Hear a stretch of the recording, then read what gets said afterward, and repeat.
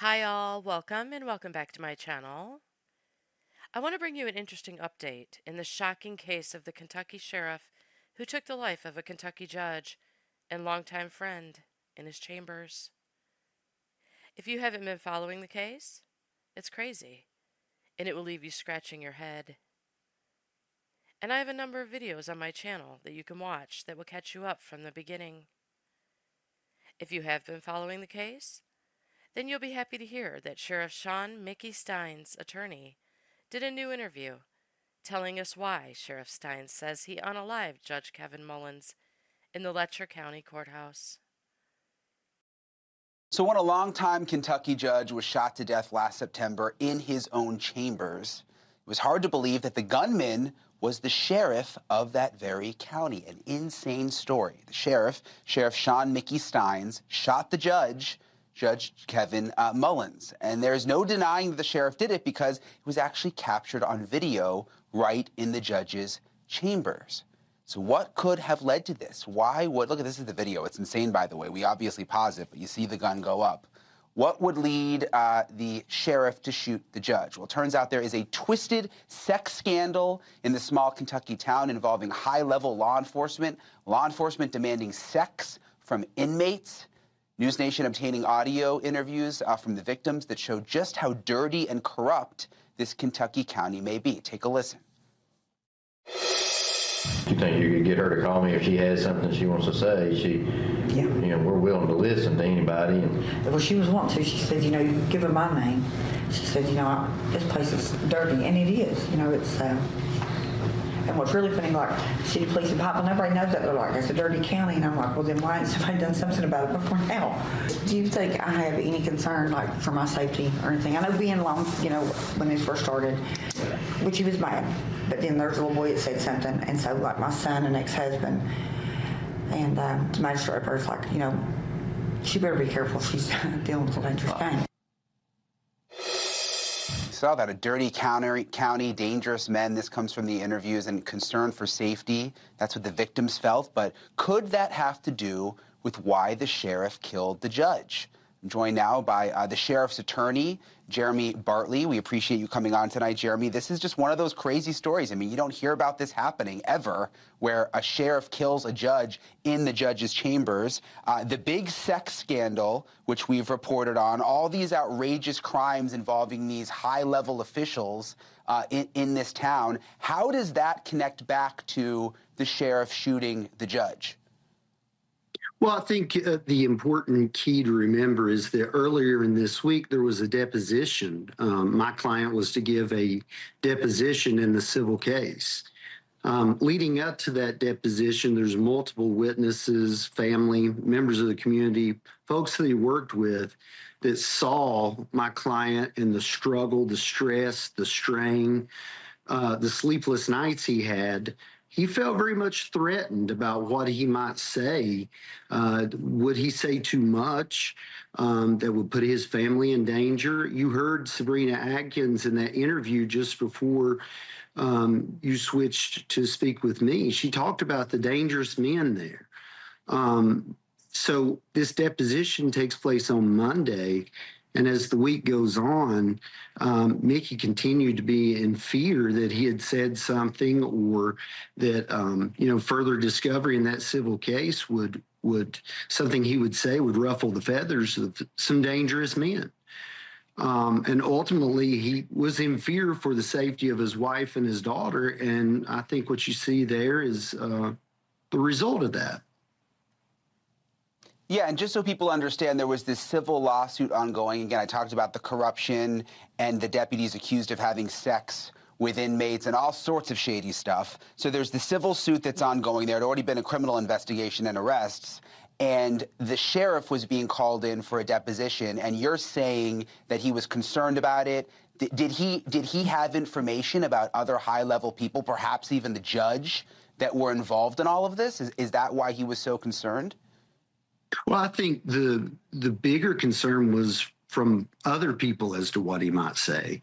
And I think certainly there was information that Mickey had that he knew that other people didn't want to be made public. And if in fact they felt that some of the stuff that he said during the deposition, hurt them or exposed them for what they were doing, then there certainly was a threat that Mickey perceived, one that was both perceived and real. And, he was afraid for the safety of his wife and daughter. Were they trying to pin any of these sex crimes on him? Does that play into it? Well, I think the bigger concern that we're talking about here, I've not seen any evidence that my client was implicated in any of the corrupt sex practices that they had. I've not seen anything to that degree, but the fear was that Mickey is under oath. What will they ask him? What will he say in response? Will he talk about? You're talking about a district judges' chambers where there's a live security feed as a result of what was going on back there. That's unheard of. And it just speaks to, the level of things that were happening behind the scenes that these folks would very well could cause physical harm to keep secret. And Mickey was placed in this situation, and simultaneously, because of the stress, because of other factors that I don't want to get into tonight, but his mental health had taken a toll as well. And so what you see is a result of both extreme pressure that was placed upon him, the fear of what other people might do around him, and the impact of mental health as well. Did he know something about the judge being involved in all of this and this whole sex scandal? I mean, is that why he did this? I mean, because like you said, he knew he was on camera. I mean, he was right in the chambers. Is there something he knew about this judge? I think that certain people within that community were concerned that he would say things that will be harmful to the people surrounding the judge and the folks in the courthouse at large. And what you see is the result of a man who believed that his wife and daughter had been or would be kidnapped or killed and hurt. And, at that point, he had not been able to get in contact with them. And he was scared for their safety. And, and that's why we said from the beginning, this is classic EED at worst, and at best, we think it's a criminal responsibility, insanity defense that's there. Well, we'll see. We'll see how it plays. I mean, what was going on in this town? What this has now revealed, as we continue to dig into it, is insane. Jeremy Bartley, we appreciate you coming on tonight. We'll continue to report and follow the case along. Thank you so much. Not super specific, was he? So, because Sheriff Stein says he experienced an extreme emotional disturbance as a result of having to give a deposition in a corruption case, he's changing his plea from not guilty to an insanity defense. Which, not that it matters, but takes pretty much all the air out of the case for me. Because if he claims he was so fearful of people coming after his family that he lost his mind over it, what can we say? It's possible. So, if we ask why he specifically only took the judge's life when he claims he feared dangerous men, plural, well, he was out of his mind. And that may be the only answer we ever get. Unless we read into his lawyer's facial expressions and body language, which I love to do, when he's asked, did he know something about the judge being involved in all of this sex scandal? He pretty much immediately starts to interrupt, then just stops and smiles and slightly nods his head yes before answering.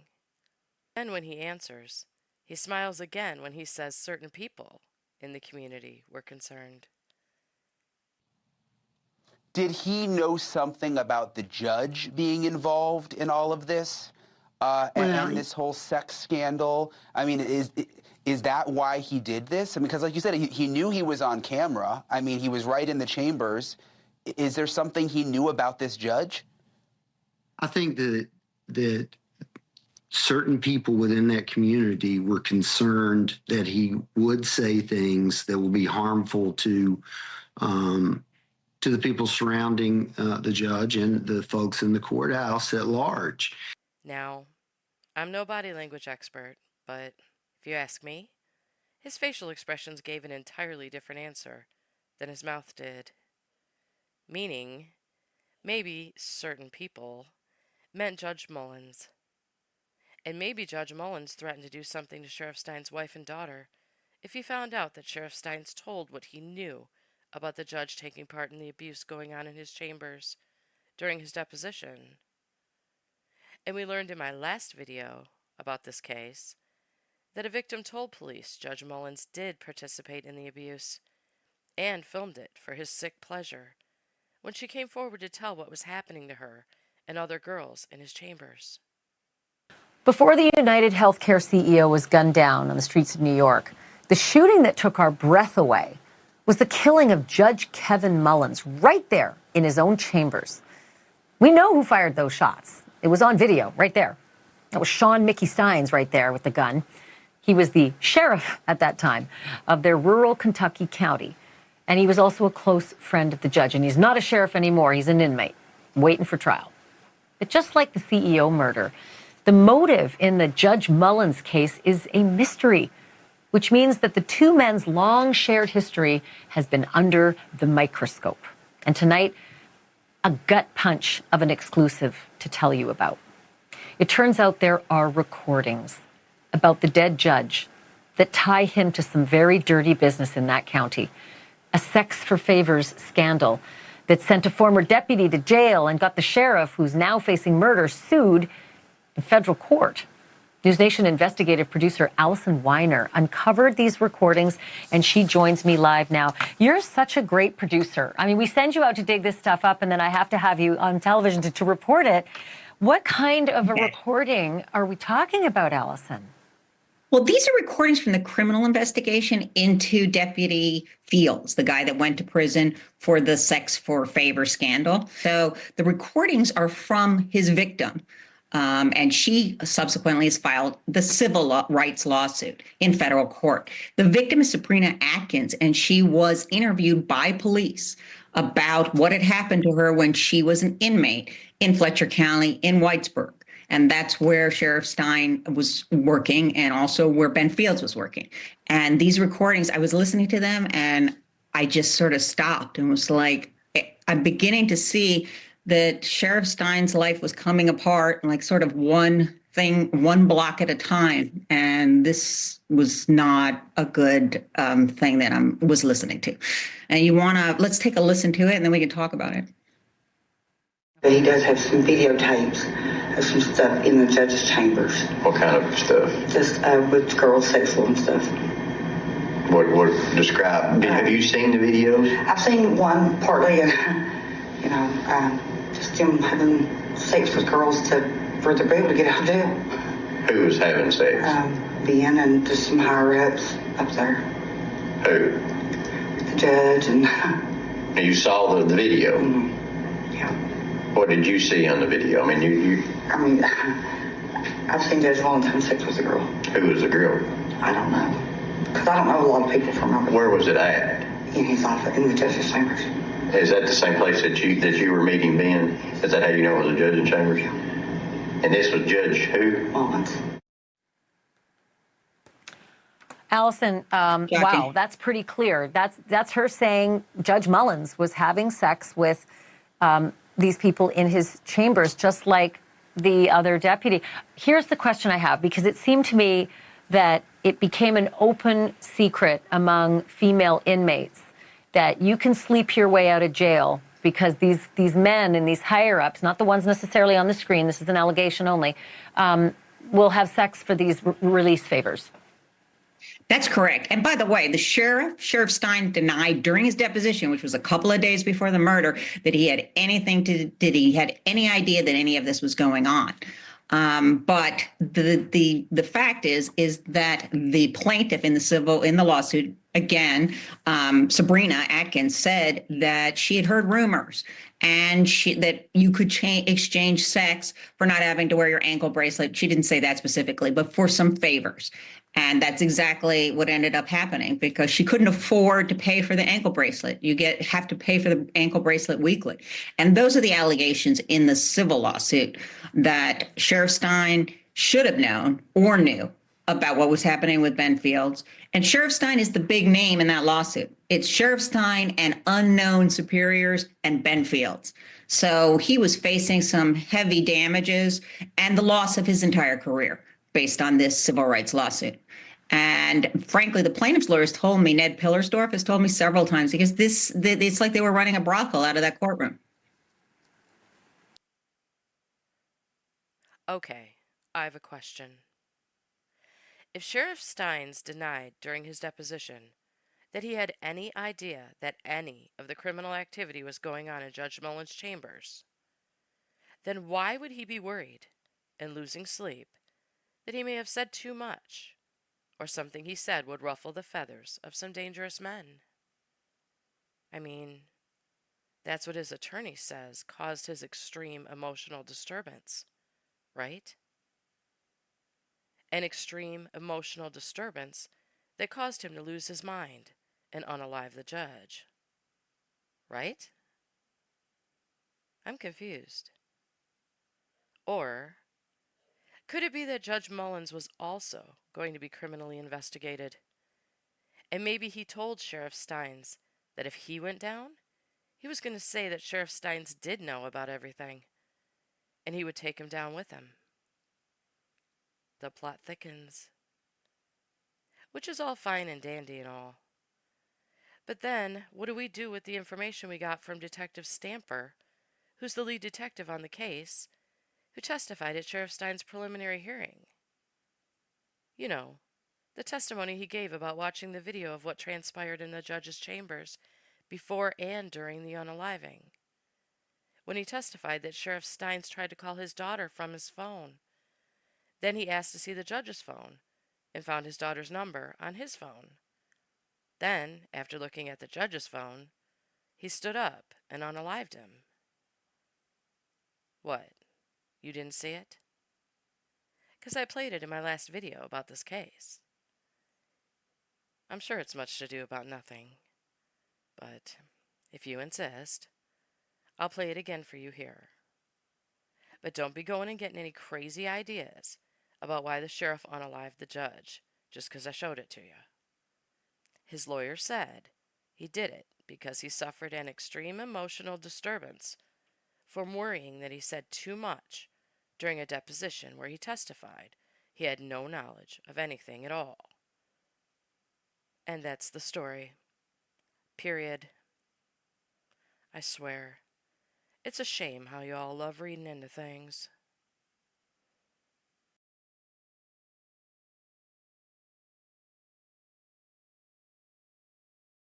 Would you like to cross-examine the witness? I would, Your Honor.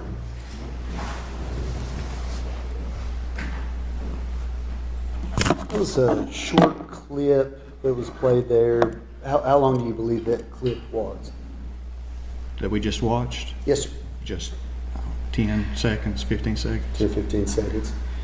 In fact, the video that was taken in the judge's chambers between the meeting between Sheriff Steins and Judge Mullins, it's my understanding that video lasted much longer, correct?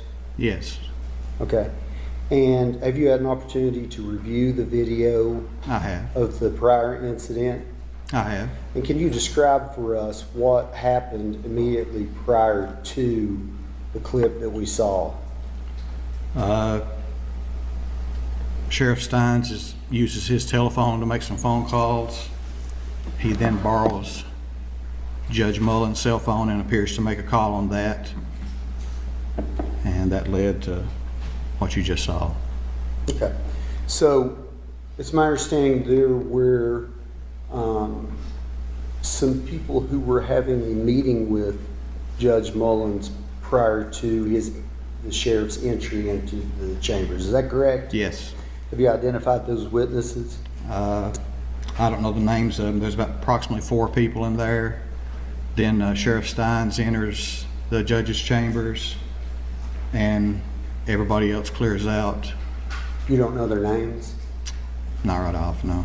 Have you prepared a report that might? In the process, yes. You're in the process of preparing a report, Yes, a lot of information. but you've not spoken to any of those witnesses? I've not directly, but they've all been interviewed. There's recorded interviews of those people in the case. Okay, so other officers have spoken with those 4 witnesses? Yes. And what is your understanding of what those 4 witnesses have said? I don't recall. You have no idea what they said? No.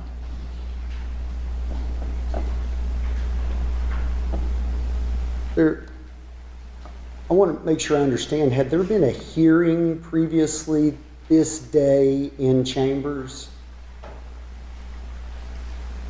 In the courtroom? No, in chambers. Not that I'm aware of. Okay.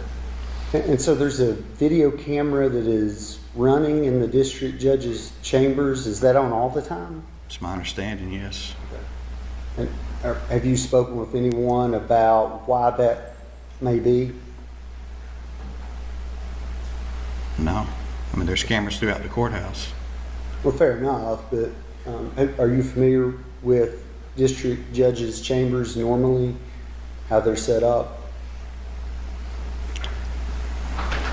No. I mean, some of them have video surveillance and some don't. Right, but This one does. generally when they have surveillance, you agree with me that that is utilized when there is a proceeding going on in chambers, correct? It could be, yes. Okay. And I mean, I'm just asking, so this video didn't have an audio recording to it, correct? No, there's no audio. Outside of once the 4 people that were inside, that we don't know their names, once these 4 people had left the chambers, were they in an area adjacent where they could hear anything that was going on?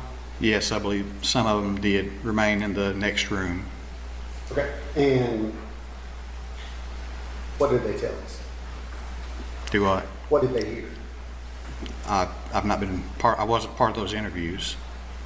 Okay, so if I'm understanding correctly, you're prepared for a preliminary hearing on a murder, and there are witnesses in an adjacent room. I mean, they heard Can I gunshots. put my question, please? Yeah, please, that's the question. Thank you, officer. So you are investigating a murder and testifying in a preliminary hearing, and there are witnesses who may have overheard what preceded this edited clip, yet you can't tell us today anything that they said? I've not personally listened to those interviews. I've talked to the other officers that did those interviews. Fair enough. And I mean, we're here at a preliminary hearing, as you know, that you can testify to hearsay. I'm asking you what they said. They heard gunshots. Okay. Was there any statements that they overheard? No. Were there raised voices? One person stated that she didn't recognize him as being Judge Mullen's voice, but heard somebody say, "Help, help." Presumably that will be after the firearm was drawn or shot. Objection, Your Honor. I withdraw, Judge. Withdrawn. Oh, so is there any testimony that you can give us today about any statements or arguments or the content of that argument prior to the shooting? No. Okay.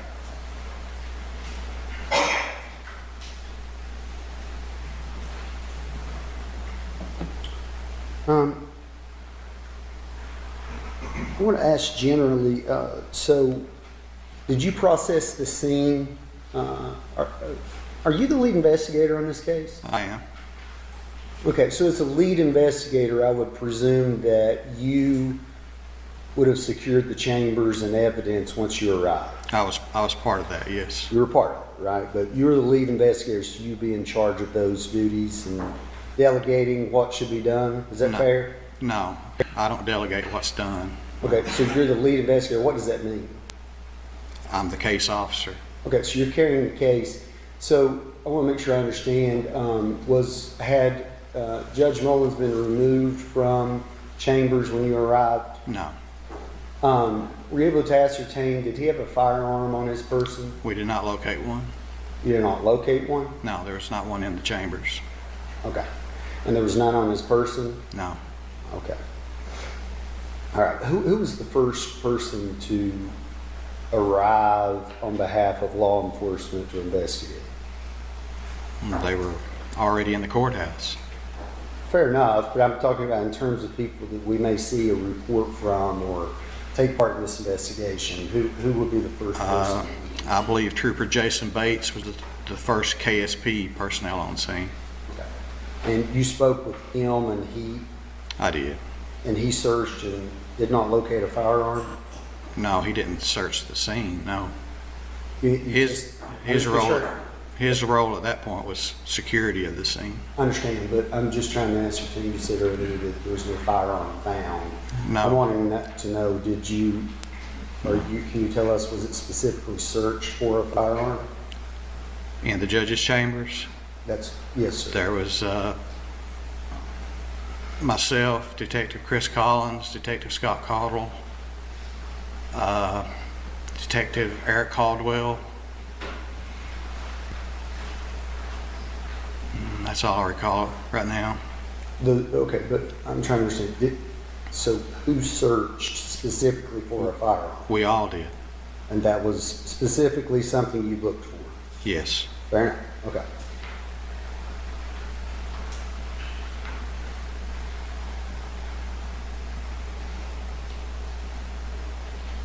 Of course, your investigation, did you ascertain that prior in the day there had been a lunch meeting between Sheriff Steins and Judge Mullins? There was.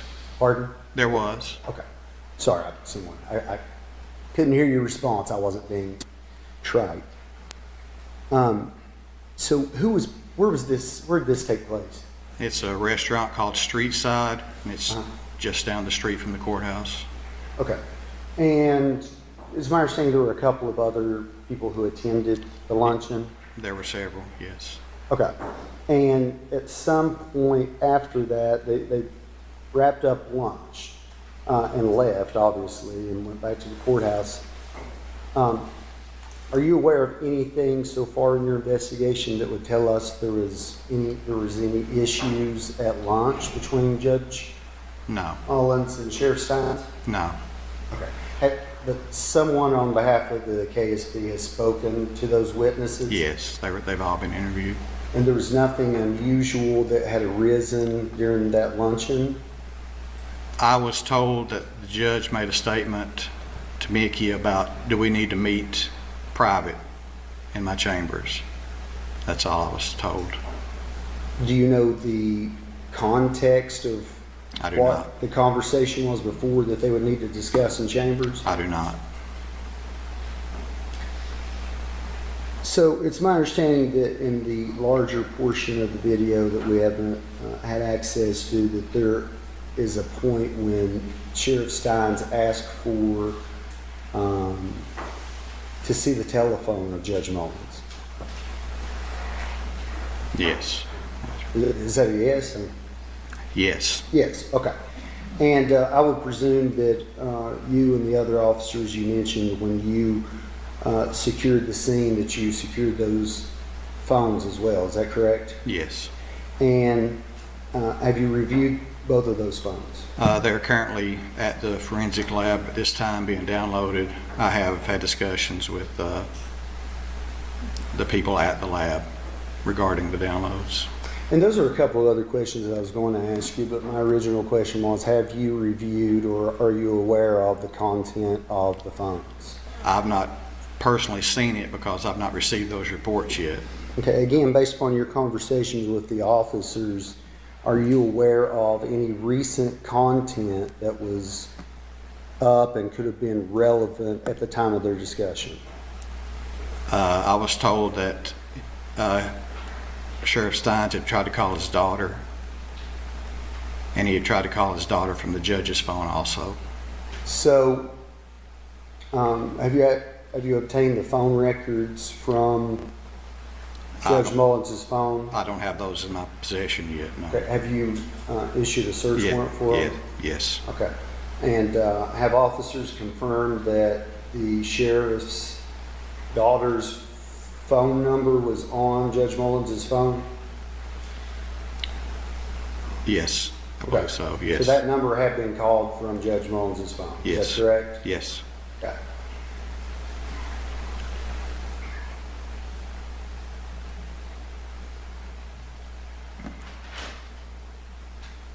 So we don't have a viewing of what transpired during that exchange of phones. But based upon your review of those moments prior to, when Sheriff Steins observes that cell phone, was he previously seated? Yes. Okay, so in the clip we saw, he was standing the entire time. He was seated in front of the judge's desk. And he looks at the cell phone. Can you describe his reaction in the video that we haven't seen? Whose reaction? Well, the sheriff. You can't see his face in the video. Okay. But is it clear that, does it appear to you that, let me rephrase this. Did he stand up after Yes. looking at the phone? He stood up. And how long after he looked at the cell phone and stood up did this occur that you played? Just seconds. Did you make the decision on edits today for what you were going to present? Did you make the edit or determine which portion of the video we were going to see today? No, sir, I did not. Both cell phones have been sent to the Kentucky State Police forensic Yes. team, is that correct? Yes. Have you gotten any early report on what was found? No. Were both phones still on the desk when you arrived? The judge's phone was on the desk. Sheriff Stein's phone was on his person. Okay, so are there photographs of, was the phone locked at that point or was it still open? Both of you asking about both of them, or? Well, first let's talk about, that's fair. First, I'm talking about Judge Mullins, since it was the one that was still on the desk and presumably nobody touched it prior to you securing it, correct? No. So, yeah, so would like to know about that. Have you ascertained what was currently open on that cell phone? No, I don't know at this point, no. You don't know? No. Okay, do you think that will be important to learn? I hope to learn that when the report's ready, yes. Okay. But as of today, you can't tell us what was currently open on the judge's phone? No, sir.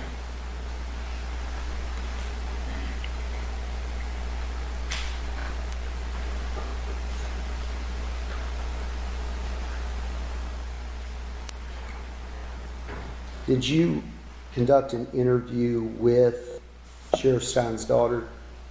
I did not, but she has been interviewed. Are you aware of who was present when she was interviewed? Lieutenant Randy Combs and Detective Anthony Trotter. And she was interviewed with or without her parent? With. So her parent was present at the time you interviewed her? Yes, I believe. I wasn't there, but yes, I think so. And law enforcement has not spoken to her without her parent present? Not that I'm aware of. Okay. Did the Kentucky State Police obtain her phone? No. You intend to obtain records for her cell phone number? Possibly, yes. Do you believe that will be soon that you'll do that? Could be, yes. Okay. Had you already intended to do that, or did you just respond to my question? Well, the call should be on the judge's records too. Well, I understand. And she's made statements about what occurred during those conversations. I understand that, but I would presume that, have you ascertained whether Judge Mullins also had apps that stand outside of phone records? I've not received those records yet. I don't know what's on the Well, phone. fair enough, but I mean, did you look at the phone? Did it appear there were apps on it? I'm not the person that's qualified to look through the phone. Okay, but you're familiar with cell phones. They can host other forms of communication. No. Yes, sir. What's the objection? He didn't ask the answer, Your Honor. He's asked the question, I think, about 4 or 5 different ways. The officers, the detective repeatedly said that he does not have a report with phones, he's not looking at the phone, he can't testify to that matter. I'll let him ask the question and what he can only testify what he has personal knowledge about. Absolutely, yes, sir. Thank you. Right. So you're aware that phones can be used for apps such as Facebook? Yes. Okay.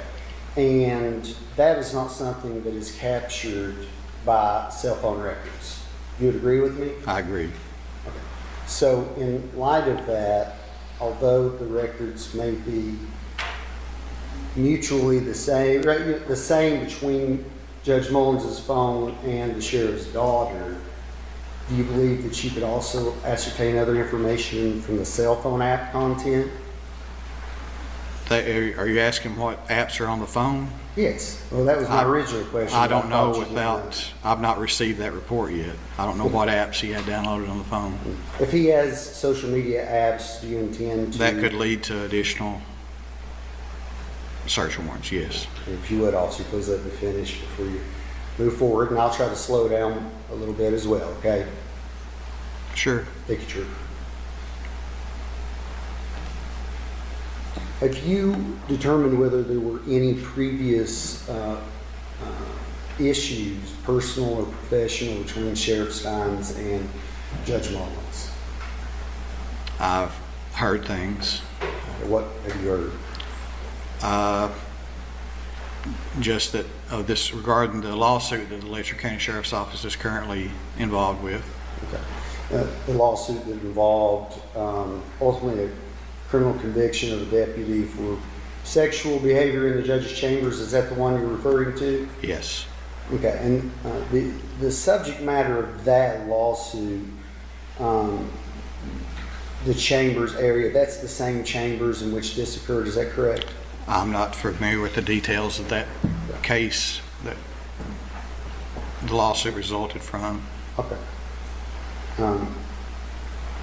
Are you aware of any criminal reports that Sheriff Steins had made of Judge Mullins prior to this day?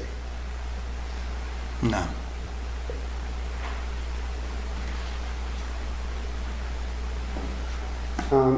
Did you personally observe Sheriff Steins following this video? Did I personally observe him? What? Did you meet with him? Did you talk to him after? He was in custody when I arrived at the courthouse that afternoon. All right. And at some point, did you draw any observation about his demeanor? He was mostly calm, I thought. I mean, I talked to him, but he didn't say nothing about why this had happened. But he was calm. He was kind of afraid that basically all he said was, "Treat me fair." That's basically the comments he made. Okay. Did he also make a statement about, I didn't see it in the citation here, but somewhere along the line I saw a statement being attributed to him about protecting his family? I wasn't present, but when he was taken into custody, I was told by one of the other officers that were there that he made the comment, "They're trying to kidnap my wife and kid."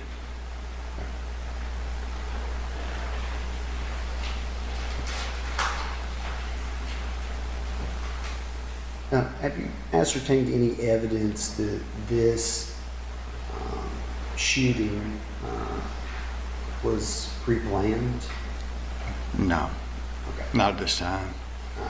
And would you agree that from what we've seen so far, from the evidence you've seen so far, the shooting was a reaction to what was on that cell phone in that moment. Is that accurate? Objection, Your Honor. Also speculation outside of his scope of expertise. Your Honor, I believe that if he has formed an opinion about the investigation up to this point, especially a preliminary hearing, he can speculate on that, Judge. Or sustain. Sure.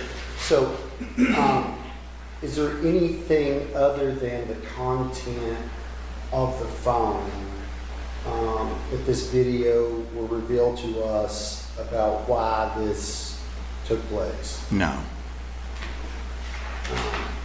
Does it appear that this took place as a reaction to what was happening in the chambers at that point? I can say it occurred after a phone call was made. I don't know what was said or nothing like that. But Fair enough, and I'm not asking you the content of any of that, but at this point, is it your theory that whatever that content was in the discussion was the impetus of the shooting? it could be, but I don't know that for a fact. Okay. Do you have any evidence up until this point that you have developed that would demonstrate that it was not as a reaction to what was on the phone? No. None whatsoever? No. Okay.